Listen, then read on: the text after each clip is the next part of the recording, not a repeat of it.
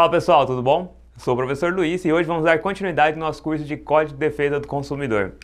Vamos tratar hoje do tema consórcio, tudo que você precisa saber sobre essa modalidade. Bom, o consórcio, ele parte de uma premissa de compras coletivas, né? Que é um grupo de pessoas, né? Através de uma empresa própria para fazer esse consórcio, fazem um tipo de um fundo, né? De coleta de dinheiro para poder adquirir bens, podendo ser bens móveis ou ainda bens imóveis, fazendo sim uma formação de um caixa comum para a aquisição destes bens de forma parcelada, porém sem ter o dinheiro na hora, como é a forma do financiamento, onde você vai adquirir o bem e paga este bem de forma parcelada. Aqui não, você adquire o dinheiro para retirar este bem.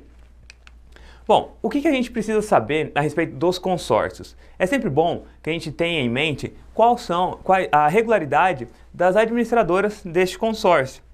E a gente consegue isso de forma muito simples. Entrando no site do Banco Central, é possível ver quais são as empresas autorizadas pelo funcionamento de administrar um consórcio, tá?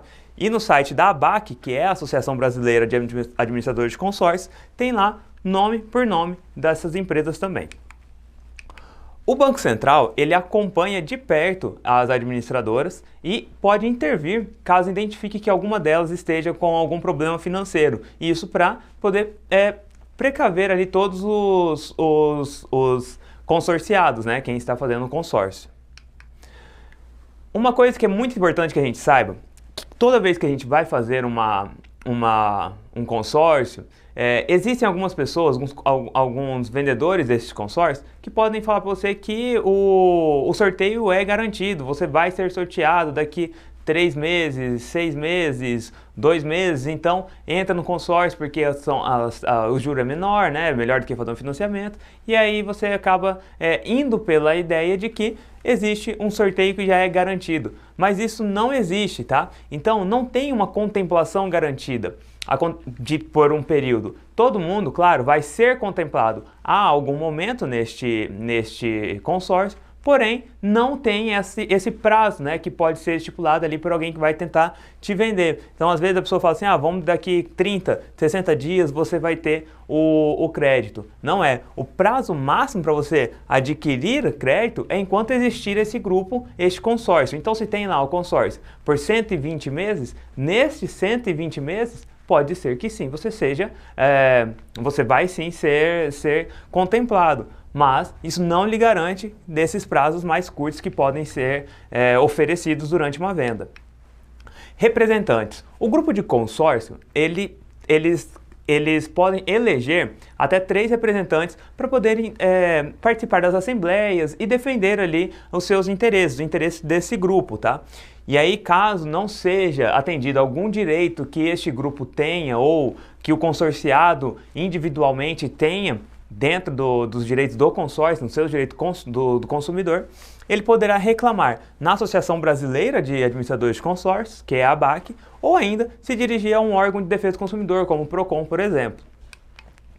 Taxa de administração do consórcio funciona da seguinte forma: os consórcios e as administradoras, né, elas são livres para poder estipular as taxas que serão cobradas durante este consórcio, durante todo o tempo do consórcio.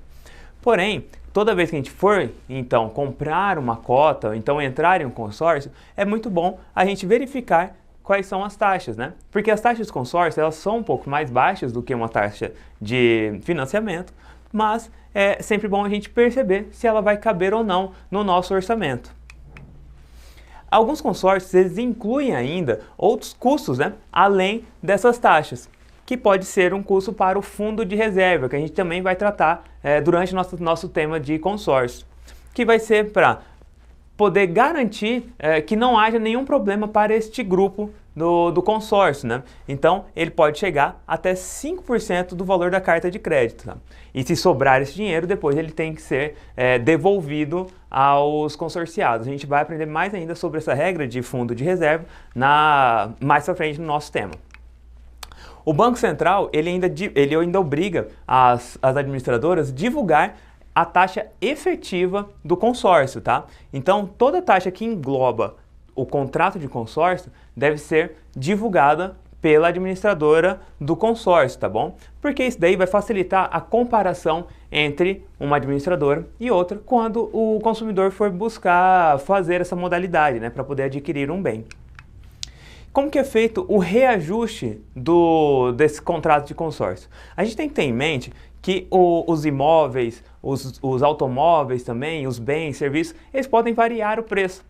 Então, esse reajuste acaba sendo livre para a administradora na hora de aplicar o reajuste em cima do consórcio. Então, é sempre bom a gente ter em mente, antes de fazer um contrato de consórcio, é que o valor da parcela, ela pode sim ser alterado conforme até mesmo o bem que você quer adquirir, né? Que você vai entrar num consórcio para adquirir determinado bem. A alteração do valor desse bem também pode alterar o valor do seu consórcio, tá bom?